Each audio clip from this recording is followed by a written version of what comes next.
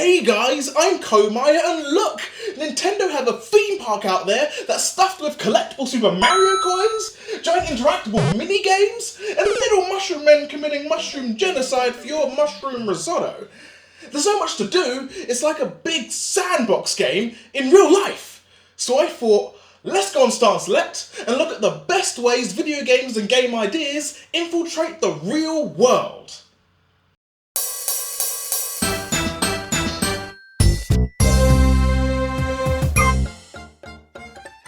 Nintendo just can't help themselves. They fill a space with things to poke your curiosity, test your physical and puzzle solving skills, and reward you with winning fanfare, points and high scores. Super Nintendo World is basically one huge game, a densely packed area with more fun things to do than a red light district. In most theme parks, mentally you know the fun is about to start when you enter a queue and get to the front, but in Super Nintendo World, fun can be anywhere. From a shadow fight to a random wall, to realising the question mark is actually the number of broken knuckles from kids punching the block too hard. The game parts of Super Nintendo World are also common in other live experiences. Escape rooms are spaces with things to poke your curiosity. Go-karting tests your physical skills. Laser tag rewards you with winning fanfare, points and high scores. And it's true of loads of other activities where being on shrooms is almost actively encouraged. But just because Ultimate Geek Wedding Destination, aka Super Nintendo World, added the idea of winning to physical actions doesn't make video game ideas unique. Like hey, sports, board games and Dungeons & Dragons called, and they want their everything back. But technology is opening crazy possibilities for games in cross-reality, or XR, which is an umbrella term being thrown around to cover virtual reality, augmented reality, and mixed reality. So just think of that X as meaning, insert fancy word here for a cooler-than-life experience that you probably equally suck at. Reality. Virtual reality immerses you in a digital world, typically giving you control of a digital presence within the space.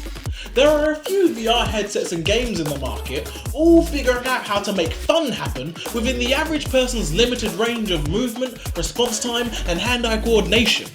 Which is difficult when console games let you double jump, launch 5 weapons at the same time, and start flossing while you're sat on a couch wearing little more than a packet of Doritos. Augmented reality involves displaying CGI on top of real settings and interacting with them through the device making the image. Seen in games like the LEGO Hidden Side toy sets, the Nintendo 3DS software, the Kings of Pool mobile game, and really popularised by Niantic and Pokemon Go.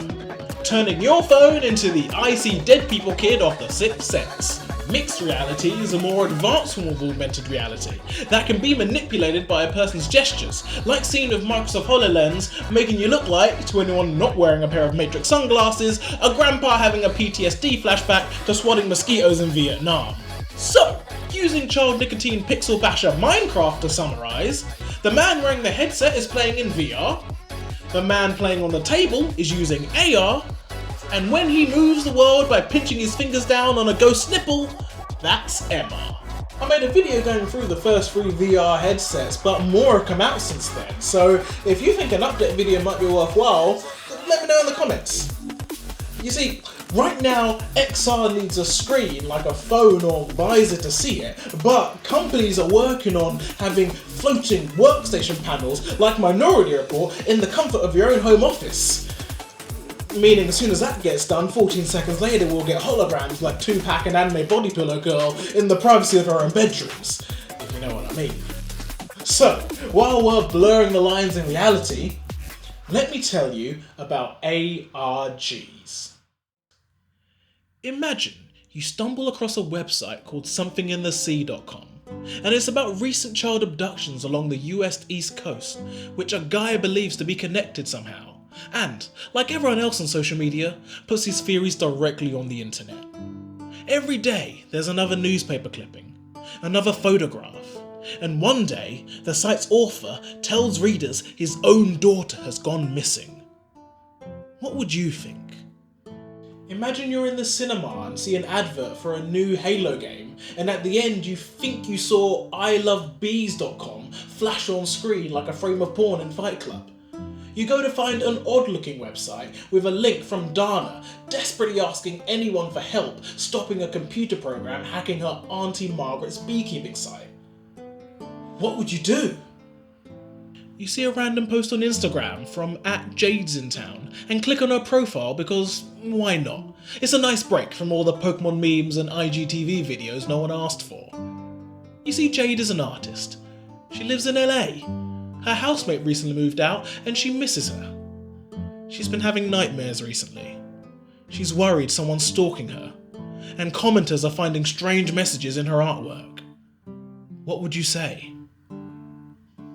If you think any of those could happen to you, well, you might be in an ARG, or alternate reality game, an interactive fictitious experience designed by someone to look like a real developing scenario, made to question your understanding of what's real and believable, like a deepfake video of you spending time with your grandma. @JadesInTown was Arcana, an evolving supernatural horror story on Instagram in May 2020. ilovebees.com was a promotional campaign for Halo 2, where the scattered digital remains of an AI program called Melissa got people to pull its pieces together like Bugs Life gathering food on a leaf by ringing a bunch of payphones.